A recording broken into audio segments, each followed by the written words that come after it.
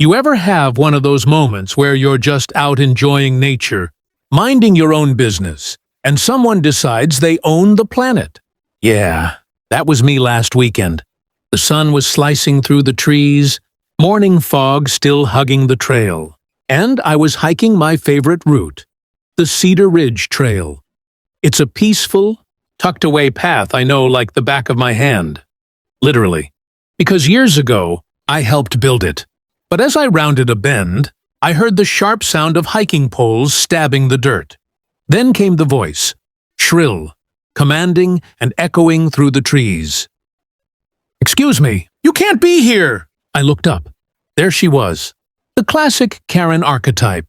Oversized sunglasses, perfectly coordinated hiking outfit, lips pursed like she was about to hand out parking tickets. "I'm sorry?" I said, adjusting my backpack. "This trail is for residents only," she snapped, hands on hips. "You need to turn around." Now, for context, the trail is public land. It winds through both private and county property, but it's open to everyone. She clearly didn't know that. Or worse, she didn't care. I tried to keep calm. "Ma'am, this is the Cedar Ridge Trail. It's open access." "No," she interrupted, stepping closer.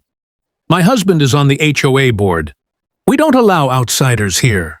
I'm calling the ranger." I wanted to laugh. Outsiders? What was this, Area 51?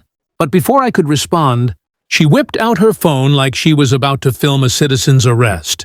She started recording me, loudly declaring, "This man is trespassing on private property. He refuses to leave." I took a deep breath. Years of trail work and dealing with people like this had taught me patience. So I just said, "Go ahead. Call the ranger. I'll wait." 15 minutes later, I heard the crunch of tires on gravel. A ranger truck pulled up, and I recognized the man behind the wheel. Ranger Tom, a good friend. He stepped out, adjusted his hat, and gave me a half-smile before turning to her.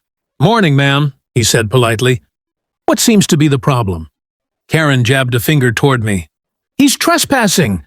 He won't leave our trail." Tom paused for a moment, then, with a small chuckle, said something that made her face freeze completely. "Ma'am, he's the one who built this trail." You could have heard a pine cone drop. Karen's mouth fell open like she'd just swallowed a fly. "What do you mean he built it?" she stammered, glancing between me and Ranger Tom. Tom folded his arms, trying hard not to grin. "Exactly what I said, ma'am. This man," he nodded toward me, "was part of the volunteer team that cleared this path, laid the gravel, and helped design the walking route through this forest. Without him, this trail wouldn't even exist." Karen blinked, clearly scrambling to make sense of it. "That's not possible. I've lived here for years." "I would have known." Tom smiled kindly but firmly. "This trail was completed 6 years ago, before most of the new homes up there were even built. It's county land, open to the public, like all hiking trails in the park system." Her face went red, the kind of red that comes from realizing you've been very, very wrong in front of an audience. Meanwhile, I just stood quietly, trying not to smirk. I didn't want to make it worse, but a small part of me enjoyed watching the self-appointed trail sheriff lose her badge in real time. Karen crossed her arms and huffed. "Well, if he really helped build it, then why didn't he say that earlier?" I chuckled. "I tried, but you were too busy calling the ranger on me." Tom raised an eyebrow. "Ma'am, I suggest you let hikers enjoy the trail. We want everyone to feel welcome here." Karen mumbled something about safety and rules, then turned away, muttering under her breath. As she stomped off, Tom and I exchanged a look. "You get this a lot?" he asked. I sighed. "More than you'd think. Some people treat public land like it's their backyard." Tom shook his head. "I'll make a note of this. HOA folks have been trying to claim this trail for months. They even sent a letter last week saying we should restrict access to non-residents. That got my attention. They're trying to privatize the trail?" "Yep," Tom said grimly. "And the county's not happy about it."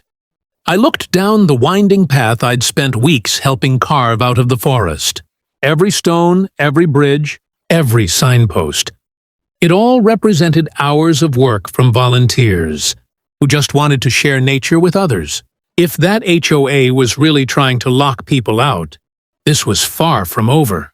I turned back to Tom. "You mind if I stop by the HOA meeting next week?" He smirked. "I was hoping you'd say that." By the next Thursday evening, I found myself standing outside the Cedar Ridge Community Hall, the heart of the HOA kingdom. Rows of shiny SUVs lined the parking lot, and through the glass doors, I could already hear the low murmur of voices. I wasn't officially a resident, but thanks to my work on the trail and a personal invite from Ranger Tom, I had every right to attend as a public stakeholder. Still, I knew walking into that meeting was like stepping straight into the lion's den. And guess who was guarding the gate? Karen. She stood near the entrance, clipboard in hand, checking names as people filed in. The second she spotted me, her jaw tightened like she was chewing on lemons. "Oh, it's you," she said sharply. "This meeting is for residents only." Before I could respond, Tom appeared behind me, ranger uniform crisp and clean. "Evening, ma'am." "He's with me."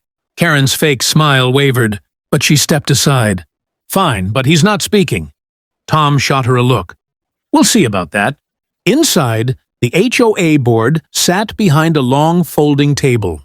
Karen took her place right in the middle, like a queen on her throne. The president, a tired-looking man with graying hair, cleared his throat. "Let's begin. First on the agenda, community trail concerns." Karen's hand shot up. "Yes, we've had reports of outsiders using our trail. Strangers walking dogs, biking, even camping. It's becoming a safety issue. I propose we petition to close the path to non-residents." A few members nodded. Others looked unsure. That's when Tom stood. "Before any decisions are made," he said, "I think it's important everyone knows the facts. The Cedar Ridge Trail is not private property. It's maintained by county funds and built through a volunteer program." Karen interrupted, waving her hand. "That's not true. It's right behind our homes." Tom turned to me. "Would you like to explain, sir?" I stepped forward. Karen's eyes narrowed, as if I'd just trespassed on her pride. "I helped design and build that trail," I said evenly. "Every foot of it was cleared and constructed by volunteers, myself included. The county approved it to ensure public access for everyone to enjoy nature. Closing it would be illegal." The room went quiet. The HOA president looked down at his notes. "Is that true?" Tom nodded. "Absolutely." Karen sputtered. "Well, maybe it should be private. We don't need random people wandering behind our houses." And that's when I decided it was time to really put her in her place. But in a way she'd never expect. The air in the room grew heavy. Karen was still fuming. Her arms crossed so tightly it looked like she was holding herself together by sheer will. The rest of the board watched her, torn between siding with her outrage and the facts Tom had just laid down. I took a slow breath and faced the crowd. "Let me tell you something about that trail," I began. "When we built it, there was nothing but brush, poison ivy, and fallen trees. Dozens of volunteers came out every weekend. Teachers, students, veterans, retirees. We didn't do it for profit. We did it so everyone could find peace in the woods." A few people in the audience nodded. Even the HOA president seemed to soften a bit. I continued. "We laid every boardwalk, dug every drainage line, and cleared every thorn bush by hand. It took months. And do you know what the first rule was when we opened it?" No one answered. "That the trail belongs to everyone. No gates, no restrictions, no HOA politics." Karen slammed her pen on the table. "That's easy for you to say. You don't live here. You don't deal with strangers walking by your yard." I met her glare calmly. "You're right, I don't live here. But I helped give your neighborhood one of the most beautiful, accessible trails in the county. You're welcome to enjoy it, but you don't get to decide who deserves nature." The room broke into quiet murmurs. Tom stepped forward, adding, "We've received multiple complaints from hikers about being confronted by residents. If that continues, the county will post signs clarifying public access rights. Harassment on public trails can lead to fines." That silenced her. Karen's lips trembled as she sank back into her chair. Her authority gone. Her allies suddenly very quiet. The HOA president cleared his throat awkwardly. Well, I think that settles it. We'll be dropping the closure petition and, maybe organizing a community cleanup day on the trail instead. That got a few claps. Even Karen didn't speak again. She just stared at the table, cheeks burning. After the meeting ended, Tom patted my shoulder. You handled that better than I would have, he said. I chuckled. Sometimes the best revenge is the truth. As I walked out into the cool night air, I looked toward the dark outline of the forest, the trail stretching beyond the houses, quiet and endless. It didn't belong to me or her or anyone else. It belonged to everyone. And that, I thought with a smile, was something no Karen could ever take away.